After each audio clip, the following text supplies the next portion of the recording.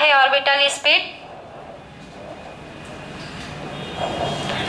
किसी भी, देखिए यहाँ से कृत्रिम ग्रह भेजे जाते हैं, कृत्रिम उपग्रह भेजे जाते हैं, सैटेलाइट भेजे जाते हैं, पृथ्वी के चारों ओर घूमते रहते हैं। आपने टीवी में भी देखा होगा कि पृथ्वी के चारों ओर आपके जो सैटेलाइट होते हैं वो घूमते रहते हैं।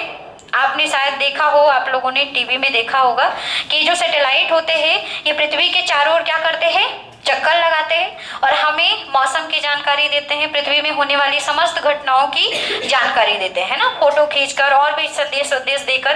तो ये जो सैटेलाइट भेजे जाते हैं, या फिर ये कह सकते हैं कि पृथ्वी के भी कुछ उपग्रह होते हैं, जैसे पृथ्वी का प्राकृतिक उपग्रह चंद्रमा है ना। तो अब यहाँ पे एक क्वेश्चन ये आता है, पेपर में क्वेश्चन कभी कभी पूछा जाता है कि क्वेश्चन ये आता है कि बताइए कच्छी चाल क्या है, या फिर परिभाषा देते हैं तो बताएंगे कि इसे क्या कहते हैं। तो कच्छी चाल क्या है? पृथ्वी की एक कक्षा होती है, हमने बताया था, उस कक्षा तक क्या लगता है, गुरुत्वाकर्षण बल लगता है, बताया था है ना, कि उस कक्षा के अंदर, उस क्षेत्र के अंदर गुरुत्वाकर्षण बल लगता है, गुरुत्वीय क्षेत्र कहलाता है। और कोई भी उपग्रह पृथ्वी के चारों ओर जब चक्कर लगाते हैं तो उस एक कक्षा में चक्कर लगाते हैं, पृथ्वी के चारों ओर जिस कक्षा में चक्कर लगाते हैं उस कक्षा को कहते हैं वृत्तीय कक्षा। क्या कहते हैं? वृत्तीय कक्षा। और इस कक्षा में चक्कर लगाने के लिए हमारे उपग्रह को जो स्पीड दी जाती है उसे ही हम क्या कहते हैं, कच्छी चाल कहते हैं। आया समझ में? अब जब उपग्रह निर्धारित स्थापित करने का जब हम आपको नियम बताएंगे तो वहाँ पे आपको समझ में आ जाएगा। तो कोई भी उपग्रह पृथ्वी के चारों ओर चक्कर तभी लगा सकता है जब उसमें कैसी चाल हो, कच्छी चाल हो। और किस कक्षा में चक्कर लगाएगा? वृत्तीय कक्षा। तो किसी भी उपग्रह को पृथ्वी के चारों ओर चक्कर लगाने के लिए जिस चाल की आवश्यकता होती है उसे हम क्या कहते हैं, कच्छी चाल। और पृथ्वी के निकट उपस्थित आपके उपग्रह का कच्छी चाल का मान होता है 7.8 × 10³ मीटर प्रति सेकंड, या 7.8 किलोमीटर प्रति सेकंड, या 8 किलोमीटर प्रति सेकंड। ठीक है, तो याद रखिएगा। किलोमीटर हो गया, इसलिए यहाँ पे मीटर क्यों है, क्योंकि 10³ है, 10³ हटा दिया तो किलोमीटर बन गया, 3 0 हट गए ना। तो याद रखेंगे कि आपका पृथ्वी के जो निकट स्थित उपग्रह होते हैं, जो वृत्तीय कक्षा में चक्कर लगा रहे होते हैं, उनकी चाल कितनी होती है, 7.8 × 10³ मीटर प्रति सेकंड। अगर ये नहीं आता तो ये आ जाएगा 7.8 किलोमीटर प्रति सेकंड। अगर ये नहीं आता तो ये मान लेते हैं 8 किलोमीटर प्रति सेकंड। क्लियर हो गया सबको? ये होता है ऑर्बिटल वेलोसिटी। ऑर्बिटल वेलोसिटी या स्पीड भी बोल सकते हैं। तो ये बराबर होता है आपका √Gm/r+h। तो आनंद आप बताएंगे कि ये बताइए कि कच्छी चाल किस पर निर्भर करेगी? द्रव्यमान पर और उसकी त्रिज्या पर। द्रव्यमान पर और त्रिज्या पर। और कोई बताएंगे? क्या नाम है? प्राची। बताओ प्राची, इस सूत्र को देखकर कि हमारा जो उपग्रह होगा उसका जो कच्छी चाल होगा वो किस पे डिपेंड करेगा। इसको देखो, देखो यहाँ पे m क्या है, द्रव्यमान, r क्या है, त्रिज्या, h क्या है, ऊंचाई। तो बताओ ऋषिका, आप बताओ। द्रव्यमान पे त्रिज्या पर हाइट पर। और कोई बताइए।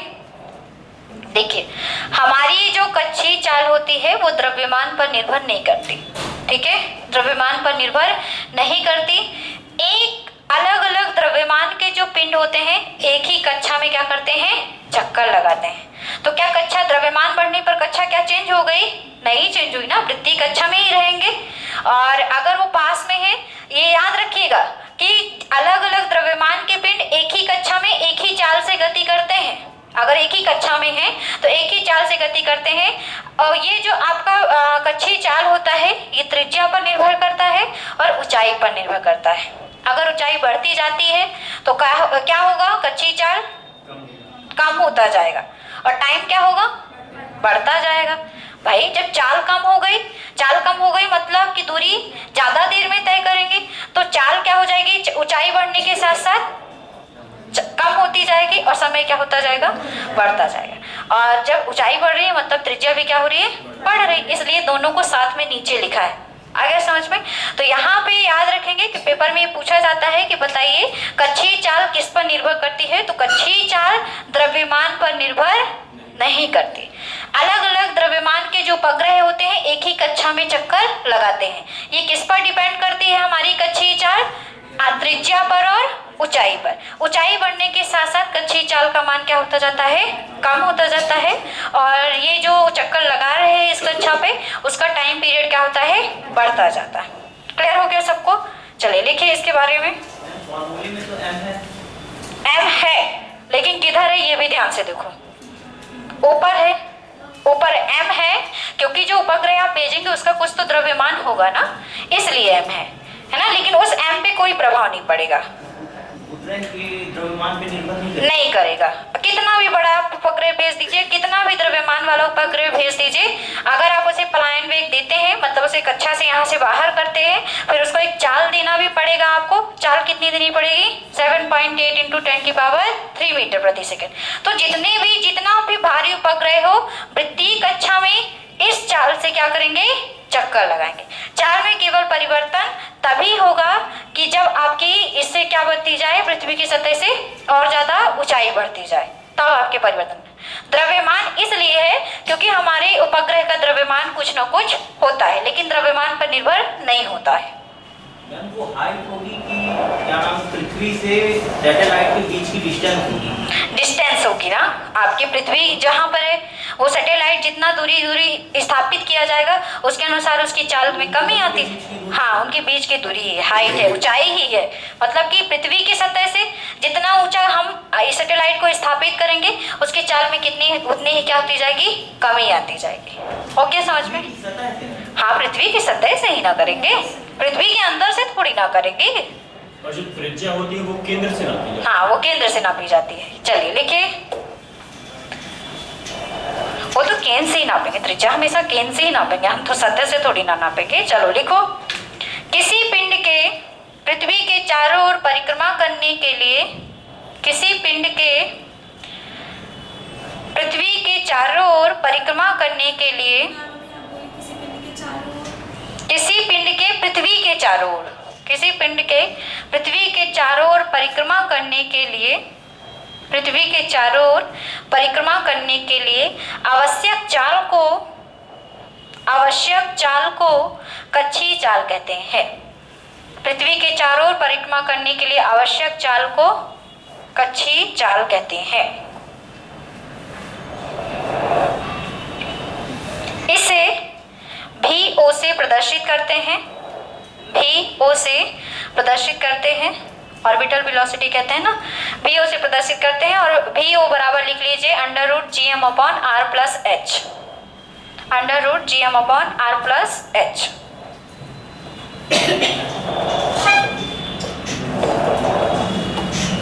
हो गया सबका? √GM/r+h, ये माइंड पे सेट कर लीजिएगा। यहाँ पे द्रव्यमान का कोई भी फर्क नहीं पड़ेगा। आप कितना भी भारी द्रव्यमान वाला आप उपग्रह ले जाइए, उसको अगर आप इस कक्षा में स्थापित कर रहे हैं तो उसी साल से क्या करेगा, गति करेगा। परिवर्तन तभी होगा जब आप इसकी हाइट में क्या करेंगे, परिवर्तन। आपकी पृथ्वी की सतह से जब इसकी हाइट और बढ़ाते जाएंगे तभी परिवर्तन होगा, नहीं तो नहीं होगा। ठीक है, चलिए लिखिए, स्टार पॉइंट बना के लिखिए, कक्षीय चाल का मान उपग्रह के द्रव्यमान पर निर्भर नहीं करता। ये पॉइंट ही है, पेपर में आता है तो लिखेंगे कक्षीय चाल का मान उपग्रह के द्रव्यमान पर निर्भर नहीं करता, उपग्रह के द्रव्यमान पर निर्भर नहीं करता। अर्थात विभिन्न द्रव्यमान के उपग्रह, विभिन्न द्रव्यमान के उपग्रह, अर्थात विभिन्न द्रव्यमान के उपग्रह एक ही कक्षा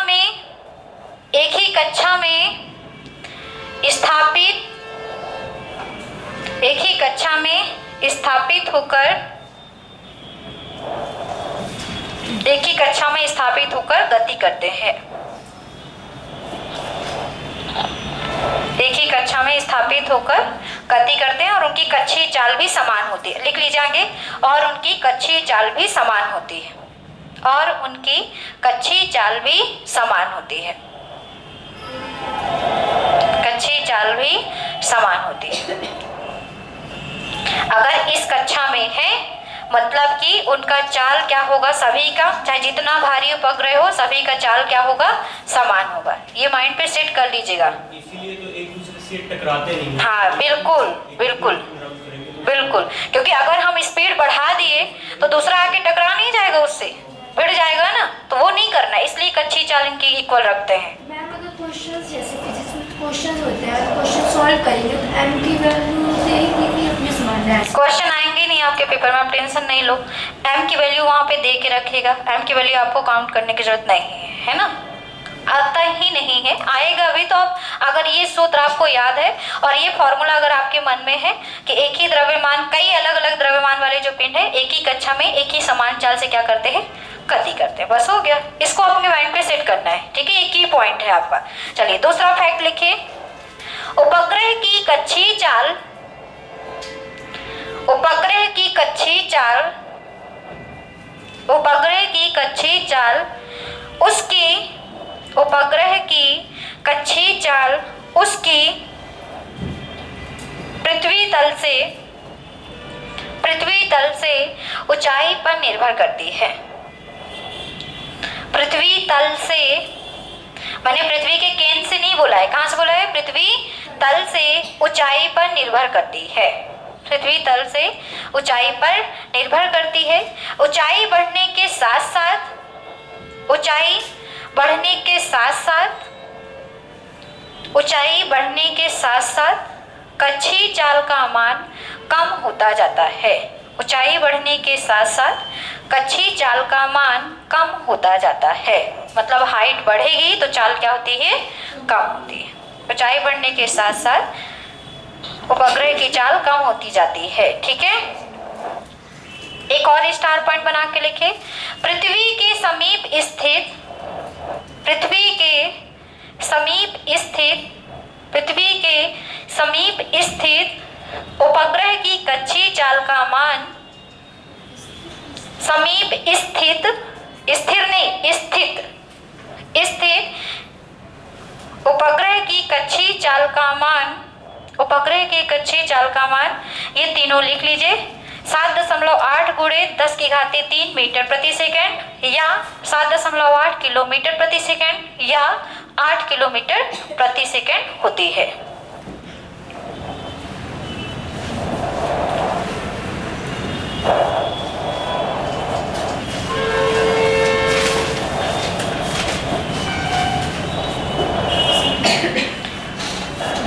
देखिए अभी हमने एक चीज और आपको साथ में समझा दी, ये नोट कर लिया सबने। तो अभी हमने ये बताई थी ना कि ऊंचाई बढ़ने के साथ साथ क्या होगा, कक्षीय चाल कम होगा, कक्षीय चाल कम होगा, चाल कम होगी, मतलब कि इसको चक्कर लगाने में क्या होगा, ज्यादा टाइम लगेगा। और ये जो चक्कर लगाने में जो समय लेते हैं इसी को हम कहते हैं परिक्रमण काल। क्या कहते हैं इसको हम, परिक्रमण काल।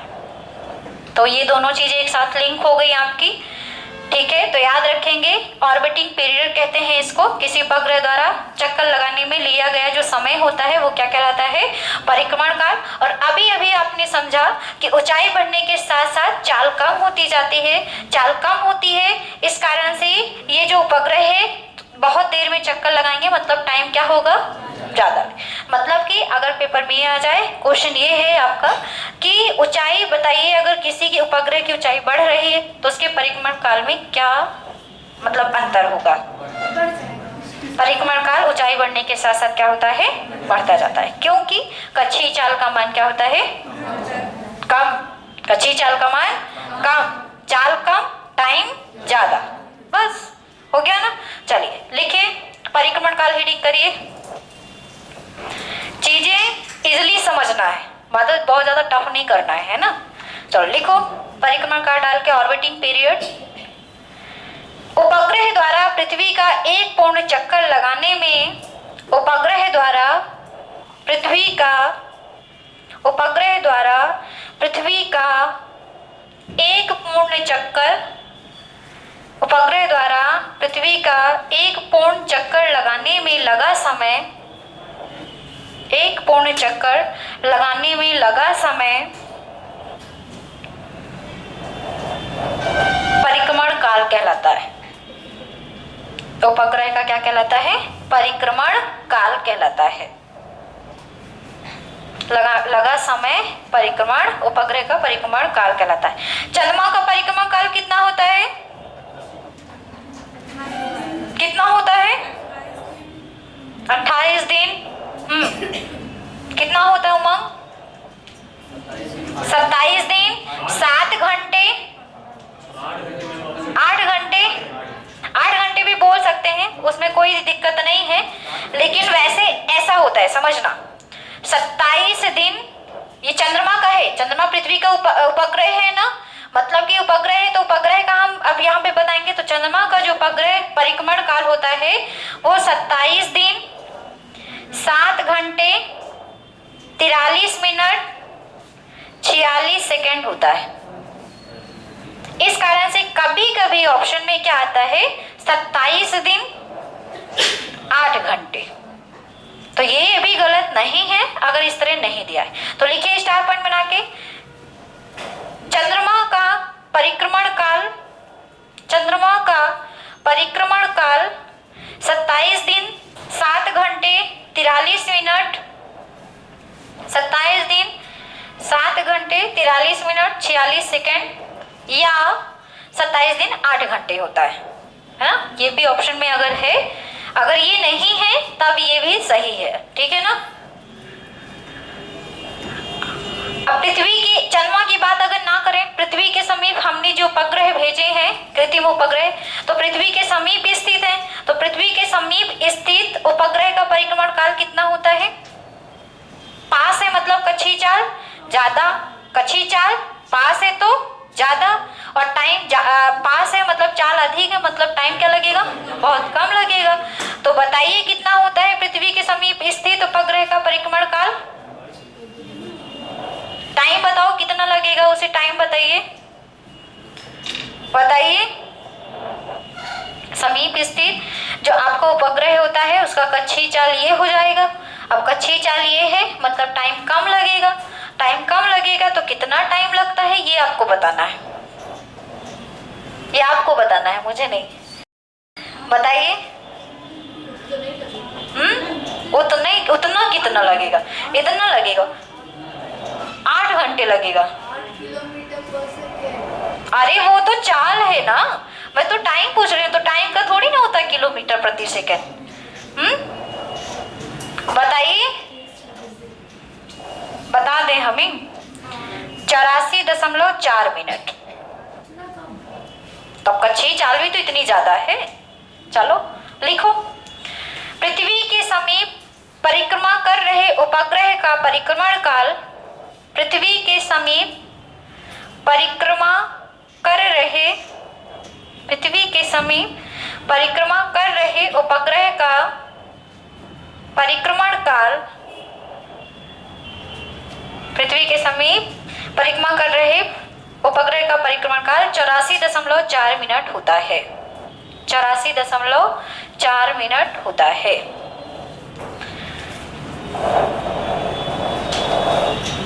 स्टार पॉइंट बना के लिखिए। परिक्रमण काल, परिक्रमण काल,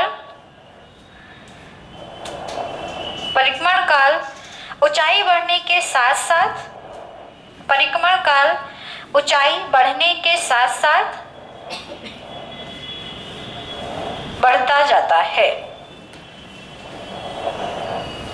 परिक्रमण काल ऊंचाई बढ़ने के साथ साथ बढ़ता जाता है। चलिए अब आते हैं आपके ग्रहों के गति से संबंधित नियम में, ठीक है। तो चलिए बताइए कि ग्रहों के गति से संबंधित नियम किसने दी है? बताओ। केपलर ने। अच्छा, गति से संबंधित नियम किसने दिए? न्यूटन ने दिए। दो तरह के क्वेश्चन आ सकते हैं पेपर में। अगर पूछ ले कि गति से संबंधित नियम किसने दिया तो न्यूटन ने, लेकिन अगर ये लिख दे कि ग्रहों के गति से संबंधित नियम किसने दिए तो केपलर ने दिए थे। ठीक है, दोनों क्वेश्चन में डिफरेंट है। तो ग्रहों के गति से संबंधित नियम,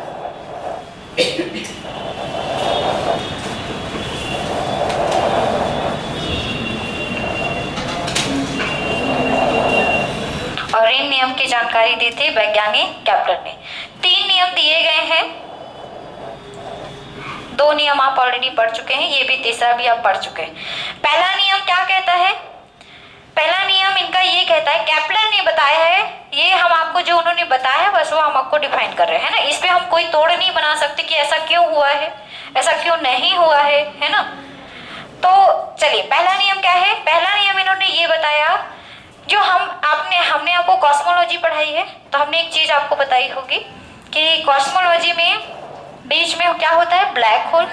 हमारी आकाश गंगा का बीच में बिल्कुल क्या है? Black hole. क्या हमारी आकाश गंगा के बीच में सूर्य है? नहीं है, बिल्कुल भी नहीं है। सूर्य हमारा इस ब्लैक होल के किसी कोने पे स्थित है ना, आकाश गंगा के किसी कोने पर स्थित है, बिल्कुल बीच में नहीं। और अगर बीच में होता है, बताया था ना सूर्य केंद्रीय सिद्धांत, किसने दिया था सूर्य केंद्रीय सिद्धांत? सब भूल गए क्या? सूर्य केंद्रीय सिद्धांत हमने बताया भी हो। टॉलमी ने क्या दिया था? सूर्य केंद्रीय सिद्धांत दिया था, पृथ्वी केंद्रीय। कॉपरनिक्स ने ये कहा था कि सूर्य हमारा बिल्कुल बीच में है आकाश गंगा का, ये बिल्कुल सही नहीं है। ठीक है, इसे ही इन्होंने जो नियम दिया इसे हम कहते हैं सूर्य केंद्रीय सिद्धांत, लेकिन ये सत्य नहीं है। बाद में खोज की गई और ये बताया गया कि बिल्कुल बीच में हमारा ब्लैक होल है और सूर्य जो है हमारा आकाश गंगा के एक कोने पर स्थित है। और जो हमारे सभी ग्रह हैं सूर्य के चारों ओर क्या कर रहे हैं? दीर्घ वृत्ताकार कक्षा में, वृत्तीय कक्षा में नहीं, ये वृत्तीय कक्षा नहीं है। वृत्तीय कक्षा का मतलब ये गोल गोल होता है ना, वृत्त होता है। लेकिन उन्होंने ये बताया कि केपलर ने ये बताया कि जो हमारा सूर्य है, सूर्य के चारों ओर सभी ग्रह चक्कर लगा रहे हैं, लेकिन किस कक्षा में चक्कर लगा रहे हैं? कोने में स्थित होने के कारण ये यहाँ पे जो कक्षा हो गई वो किस कक्षा में बदल गई? दीर्घ वृत्ताकार कक्षा में। आगे समझ में? तो पहला नियम ये केपलर ने कहा कि हमारा सूर्य जो है, प्रत्येक ग्रह जो है सूर्य के चारों तरफ दीर्घ वृत्ताकार कक्षा में चक्कर लगा रहे हैं और हमारे ग्रहों के केंद्र में कौन है? सूर्य। हमारे ग्रहों के केंद्र में बोल रहा है, ना कि आकाश गंगा के। ठीक है, तो हमारे ग्रहों के केंद्र में क्या है? सूर्य। तो ये हो गया आपका पहला नियम। ठीक है, तो पहला नियम, दीर्घ वृत्ताकार कक्षा में सारे उपग्रह ग्रह क्या कर रहे हैं? चक्कर लगा रहे हैं। दूसरा नियम क्या है बताइए? दूसरा नियम क्या है बताइए जल्दी से। दूसरा नियम ये कहता है कि सूर्य और ग्रह को मिलाने वाली जो रेखा, सबकी दूरी ग्रह की अलग अलग है ना, कोई ज्यादा दूर है कोई ज्यादा पास है, तो सूर्य व ग्रह को मिलाने वाली जो रेखा है वो बराबर मतलब समय में बराबर दूरी तय करती है। बराबर समय में बराबर दूरी। अब यहाँ पे कैसे समझ में आएगा? बराबर समय में बराबर दूरी या बराबर दूरी में बराबर समय में तय करती है। ठीक है, बराबर समय में बराबर दूरी। इसका कहने का मतलब ये था कि अभी अभी आपने 2 चीजें सीखी थी, परिक्रमण काल और कक्षीय चाल। तो आपने ये सीखा था ना कि जो आपके किसी भी सूर्य या किसी भी ग्रह के जो पास होता है, तो पास होता है तो कक्षीय चाल क्या होती है? ज्यादा होती है। पास होता है तो कक्षीय चाल क्या होती है? ज्यादा होती है। और कक्षीय चाल ज्यादा है मतलब परिक्रमण काल क्या होता है? कम होता है। तो कम समय कम दूरी, कम समय कम दूरी, मतलब बराबर समय बराबर दूरी। कम समय लगा, ठीक है, कम समय लगा ना, कम दूरी थी। देखो ये ग्रह है, इसके चारों ओर कोई चक्कर लगा रहा है, इसकी न्यूनतम दूरी है, बहुत कम दूरी है। तो न्यूनतम दूरी है मतलब चाल क्या है? न्यूनतम मतलब कम दूरी है, तो चाल क्या हो गई? ज्यादा। चाल ज्यादा होगी मतलब समय कैसा लगेगा? कम। इसका कहने का मतलब ये है कि अगर कम समय लग रहा है मतलब वो कम दूरी तय कर रही है। इसलिए कहा जाता है कि सूर्य और ग्रहों के बीच को जो मिलाने वाली जो रेखा होती है वो बराबर समय में बराबर दूरी, ज्यादा दूरी ज्यादा समय, क्योंकि कच्छी चाल क्या हो जाएगा, कम हो जाएगा। तो ज्यादा दूरी ज्यादा समय, कम दूरी कम समय, मतलब बराबर समय में बराबर दूरी। ये था दूसरा नियम। आगे समझ में। तीसरा नियम क्या है? तीसरा नियम तो बताओ, तीसरा नियम आप लोग बताओ, चलो बताइए आप लोग। हमने सब बता दिया ना, तीसरा नियम तो आप लोग बता दो, नहीं तो चलो लिखो, हो गया फिर। अब तीसरा नियम कल आप लोग लिख के आना होमवर्क में और समझाना, फिर मुझे, मैं वहां पे बैठूंगी, आप इधर खड़े होके समझाओगे, ठीक है ना। चलो लिखो, डालिए इसको, ग्रहों की गति से संबंधित नियम। कुछ तो अपने से करिए, इसलिए होमवर्क में आज देंगे इसको, कल समझाना मुझे सबको ही, ठीक है, कि कैसे कैसे डिफाइन करते हैं। देखिए, ग्रहों की गति से संबंधित नियम, ग्रहों के गति से संबंधित नियम, ग्रहों के गति से संबंधित नियम केपलर ने दिए हैं। ग्रहों के गति से संबंधित नियम केपलर ने दिए हैं, जो प्रमुख हैं, जो प्रमुख हैं।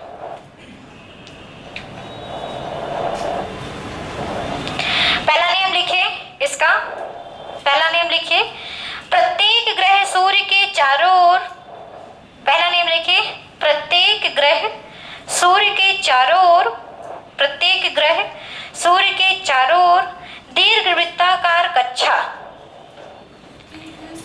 दीर्घवृत्ताकार कक्षा, इलिप्टिकल क्लास, ये लिखा है। दीर्घवृत्ताकार कक्षा में चक्कर लगाते हैं। प्रत्येक ग्रह सूर्य के चारों ओर दीर्घवृत्ताकार कक्षा में चक्कर लगाते हैं, जिनके एक फोकस पर सूर्य स्थित होता है, जिनके एक फोकस पर सूर्य स्थित होता है, जिनके एक फोकस पर सूर्य स्थित होता है। दूसरा नियम लिखिए, दूसरा नियम लिखिए, सूर्य व ग्रह को मिलाने वाली रेखा, सूर्य सन व ग्रह को मिलाने वाली रेखा बराबर समय में, सूर्य व ग्रह को मिलाने वाली रेखा बराबर समय में बराबर क्षेत्रफल तय करती है, बराबर क्षेत्रफल तय करती है। क्योंकि जब ग्रह, आगे लिखिए, क्योंकि जब ग्रह सूर्य से दूर होता है, जब ग्रह सूर्य से दूर होता है, जब ग्रह सूर्य से दूर होता है, तब वेग कम, तब वेग वेलोसिटी, तब वेग कम, तथा जब ग्रह सूर्य के पास होता है, दूर होगा तो वेग कम, तथा जब ग्रह सूर्य के पास होता है, जब ग्रह सूर्य के पास होता है तो वेग क्या होगा, अधिक होता है, तब वेग अधिक हो जाता है। दूर होता है तो वेग कम हो जाता है, और जब पास होता है तो वेग अधिक हो जाता है। आ गया समझ में, ठीक है। अब जो तीसरा नियम है ये आपका होमवर्क है, कल आप मुझे समझाएंगे तीसरा नियम कि क्या है नियम।